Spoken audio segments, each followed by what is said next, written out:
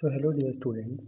Up till the last class we had studied about how the various new dynasties and how the various new kingdoms started to emerge as the Mughal emperors started declining. So in today's class now we have to focus upon the architecture which were created by the Mughals and the Sultans. So we are going to today focus on mainly the architectural perspectives. Here we will be focusing on that what were the various kind of buildings and what were the various kind of monuments and all created by different rulers in their era. So first of all, let's see figure 1. It shows the first balcony of Qutub Minar, and Qutbuddin Aibak had this constructed around 1199. So this is here. This is of balcony and this is actually Qutub Minar. Now if I want to say that who has first started its construction, so it was Qutbuddin Aibak. So he was the one who started the construction of Qutub Minar.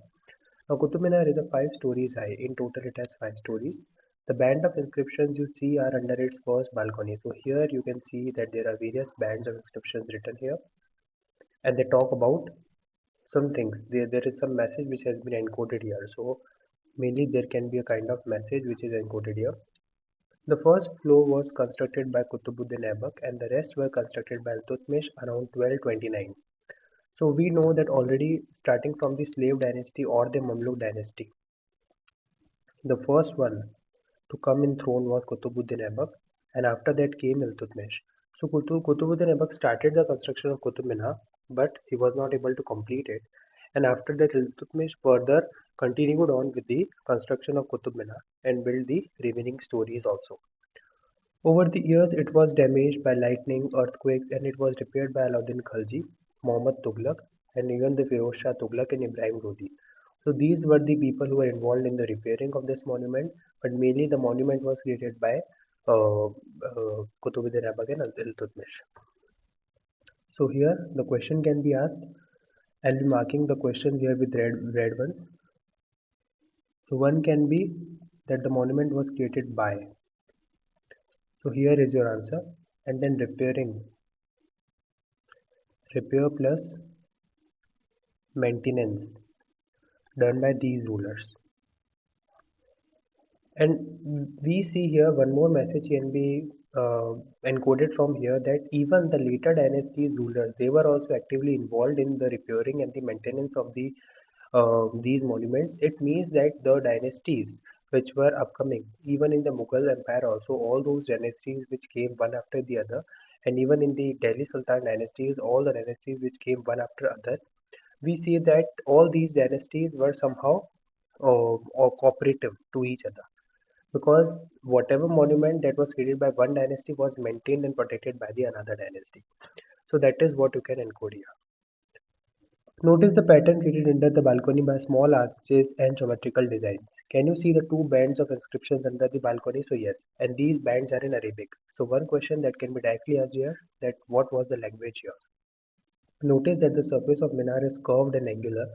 Placing an inscription on such a surface requires great precision because you cannot write something on a very curved surface. Only the most skilled craft persons could perform this task. Remember that very few buildings were made of stone or brick 800 years ago. And what would have been the impact of a building like Qutub Minar on observers in the 13th century? So, that time the stone and brick buildings were very rare, and Qutub Minar was one of them, which was made by stones and bricks. So, that time the observers must have believed that it was a kind of wonder. Between the 8th and 18th century, kings and their officers built two kind of structures. So, first was the forts, palaces, garden residences, all of them, and the tombs. All of these were safe, protected, and grandiose places of rest in this world. And the next were the structures which are meant for public activity. So, we can say that what were the general classification of the monuments. So, I can write here that the monuments which were created during that time, they can be either for rest plus walk, and another one being for the public activities. Okay, it included temples, mosques, tanks, wells, even the caravansaries as well as the bazaar.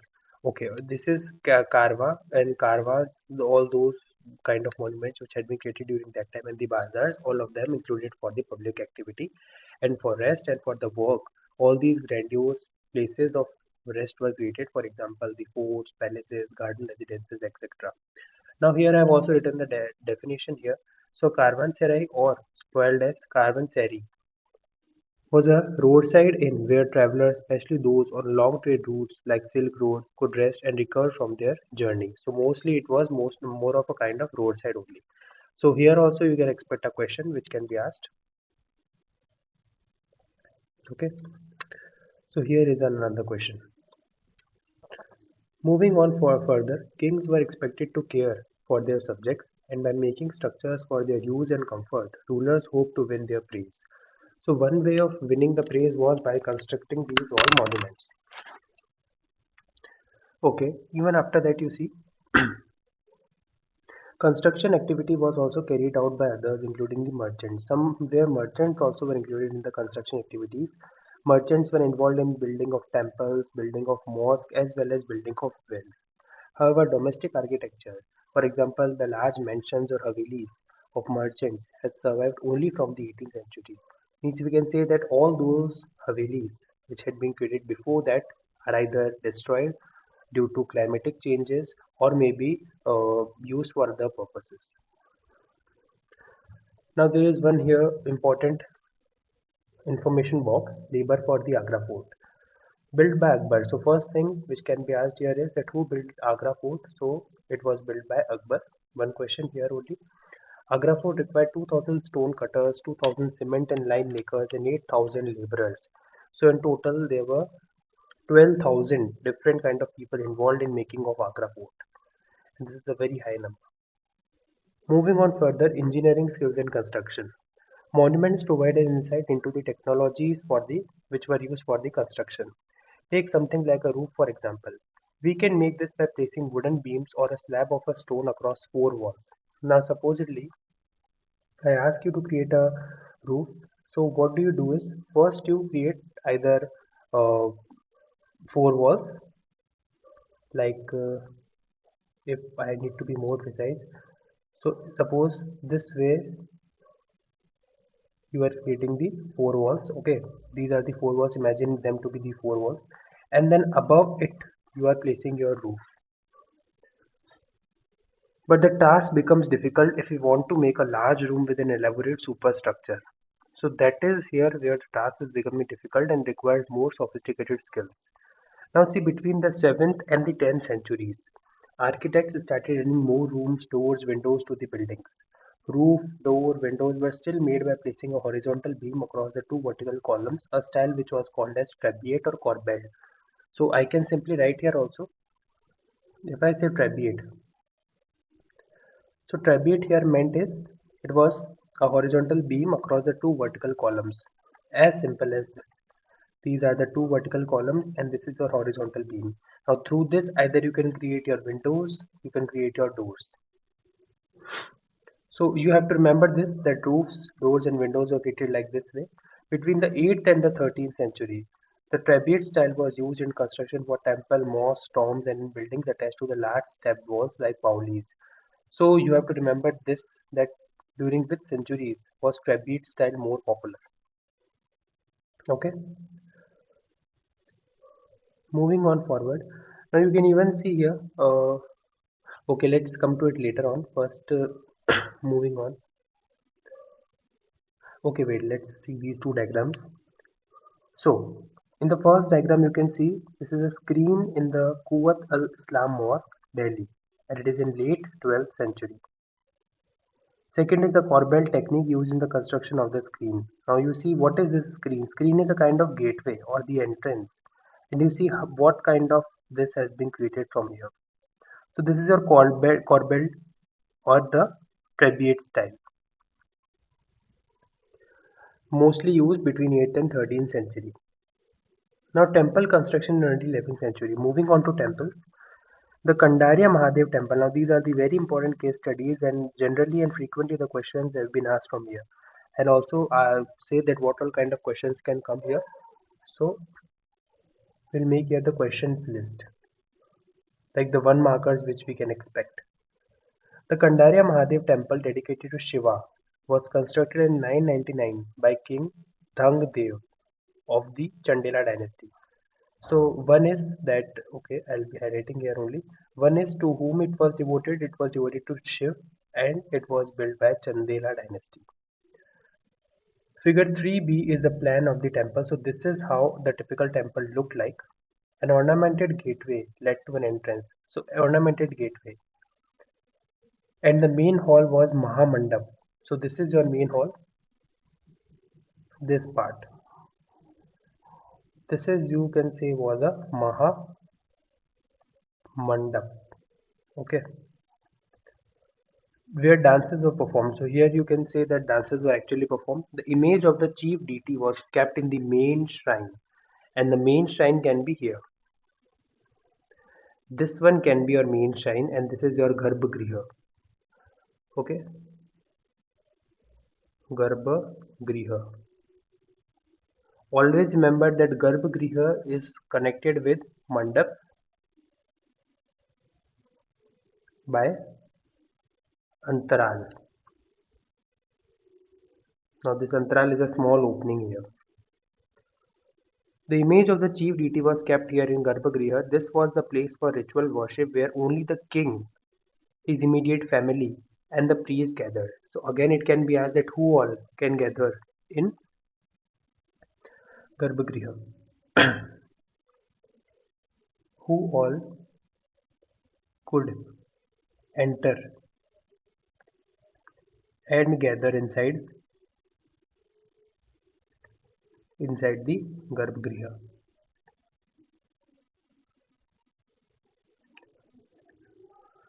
Okay. The Khajuraho complex contained the royal temples where commoners were not allowed entry. Now this was the Kandarya Mahadev temple. The next important temple is the Khajuraho complex, and this Khajuraho complex contained the royal temples.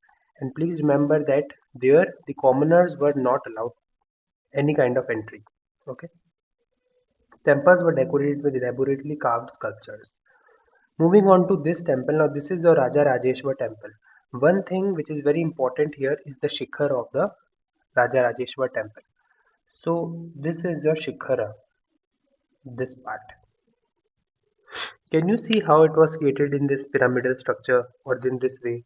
It was nearly impossible during that time when we did not have any kind of JCBs, we did not have any kind of cranes, and still this kind of pyramidal structure was created. So Raja Rajeshwar temple at Thanjavur. So first important thing, where it is located in Thanjavur, and Thanjavur is in where? It is in Tamil Nadu. Had the tallest shikhar amongst the temples of its time. Constructing it was not easy because there were no cranes in those days, and the 90-ton stone for the top of shikhar. Now this stone is approximately of 90 tons, was too heavy to lift manually. Now this how do you imagine that this stone which is of 90 tons could have been shifted over here to the top of Shikhar. Now this was physically and manually impossible to be done, to be like to do that. So how do you think and how do you imagine it to be? And also remember Rajarajeshwar temple, as I already told you, we had the Chola dynasty. In Chola dynasty, we had Rajaraj. One was Rajaraj Chol, and after that, his successor was Rajendra Chol. So that Rajaraj Chol, which we were talking about in the Chola dynasty, to him only this temple is dedicated and it is referred to as Raja Rajeshwar temple. Also, the architects built an inclined path to the top of temple. Now, for this to be transported here, the architects had to build the inclined path, where the boulder on the rollers were kept and rolled it all the way to the top. The path started more than 4 kilometers away so that it would not be too steep. This was dismantled after the temple was constructed. Now, if I want to explain you in the simplest way, it's like this is your uh, suppose this is your temple. This is the shikhar which has been there, and now on this shikhar you have to keep the stone, right? So for keeping the stone you have to make an elaborate, slanting pathway, and this slanting pathway is the one through which on the boulders that particular stone has to be rolled. through the boulders all way long and to be kept here on the top. And once it was kept, this whole pathway was diminished. So this is how this 90 tons stone slab was placed at the top of the shikhar. And this was approximately 4 kilometer long slope which had been created so that the incline was not at all too high. So you can understand the kind of trigonometry and geometry they were using so that they could have perfectly placed this stone slab on the top of Shikhar. But the residents of the area remembered the experience of construction of the temple for a long time. Even now, a village near the temple is called as Charupallam, and Charupallam refers to the village of incline because all through many years that incline was there only. So the village is even referred to as Charupallam. Now, what differences do you notice between Shikhar of the two temples? One is here and one is here. Now, see, this is the temple which is particularly belonging to North India.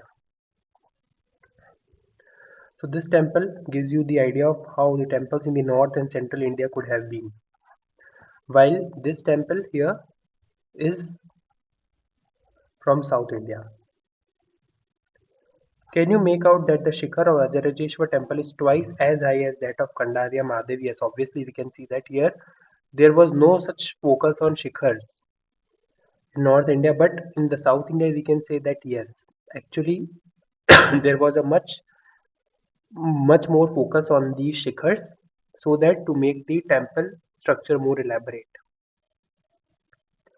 Now, two technological and stylistic developments are noticeable from the 12th century. We had up till now we had discussed that from 8th century to 11th century we had two or one type of mainly architecture mechanism that was corbelled.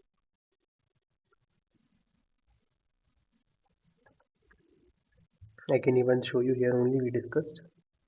Yes, Trabeate style or corbelled style. Now see, after that, from the 12th century onwards, there were some of the key changes which were noticeable. First is the weight of the superstructure above the doors and windows was sometimes carried by the arches. Now here the arches had been started to make. Now this is your arc. This architectural form was called as arcuate because here the arc was involved. So you can say that this was the arcuate style of architecture. The true arc. The keystone at the center of the arc transferred the weight of the superstructure to the base of the arc. Now this is the keystone. What is the main function of this keystone? Whatever is the pressure that is coming from above or whatever is the weight of whatever structure is present above, this weight through this keystone or via this keystone is transferred to the bottom of these standing pillars. And this is your arcuate style. Now you can even see here in the figure 5b it is a true arc detailed from the Alai Darwaza. It is early 14th century Quwat al-Islam Mosque in Delhi. So we can say that there are two styles of architecture, one of them being the corbelled or trabeate, the another one being the arcuate. And 8th century to 11th century we had the corbelled style, and from the 12th century onwards we had the arcuate style of architecture for these gateways and all. And in this Quwat al Islam Mosque, we can see that this is the perfect example of how the arcuate entrances could have been. Now, if I have to explain you this structure, that what is happening here, so try to focus here this point. This is your keystone. Now, keystone is that point where all of the weight is transferred from this keystone to these bottom of the pillars, like this. And here is your heavy mass, which has been present above this arc. So this can be your perfect example of arcuate style of architecture. That is what I needed to explain you. Also, the another important thing was that the limestone cement was interestingly and increasingly used for construction. This was a very high quality cement. Please remember one thing that the limestone is a very high quality cement which when mixed with the stone chips hardened into a concrete. So please remember that whenever we are using limestone and whenever we mix the stone chips into it, it forms the concrete and this concrete was used for the construction. This made construction of large structures easier and faster. You can even take a look at the construction site in figure 6. Now this is how the construction was happening. The painting from Akbarnama. Now I told you that Akbarnama is nothing but the compilation of the volumes of Akbar written by Abul Fazl, showing the construction of the water gate at Agra port. So in Akbarnama also, as I told you that there are architectural details, even the economic details, all of them. Please do not go on to the spellings. Yes, architectural details were even mentioned in the Akbarnama. From here we can clearly give the and get the hint. Okay. So I can write a question here which can be asked that even the architectural details had been well elaborated in the Akbarnama. Support this statement with one example.